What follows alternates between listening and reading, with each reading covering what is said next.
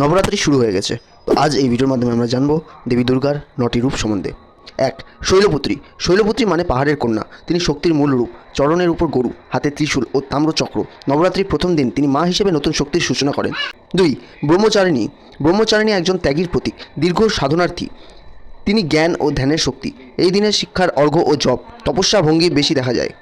চন্দ্রঘণ্টা। চন্দ্রঘণ্টা আগ্রাসী শক্তির সঙ্গে শোভিত সুন্দরী। তার কপালে চাঁদের সজ্জা ঘণ্টার মতো লাগে। তিনি ভয় ও অশুভ শক্তি নিবারণ করেন। কুষ্মান্ডা। কুষ্মান্ডা সৃষ্টিদেবী। তিনি মহাবিশ্বের অলোকস্রোত প্রকাশ করেন। তার হাতে কন্দমাণ্ডল মানে কমল ও আলোকশক্তি দেখা যায়। এই দিনে নতুন কাজের শুভাশিস চাওয়া হয়।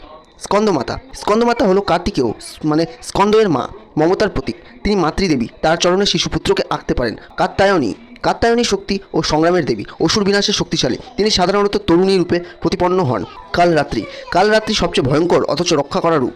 অন্ধকারে ভয়কে জয় করে অন্তরের মুক্তি দেন তিনি। মহাগৌরী। মহাগৌরী শান্ত, নির্মল ও নির্মলতার প্রতীক।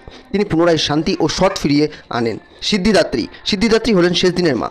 নবরাত্রির শেষ পর্যায়ে তিনি পূর্ণতা আনেন। ভক্তরা তার কাছে জীবনের মোক্ষ, জ্ঞান ও সফলতা প্রার্থনা করেন।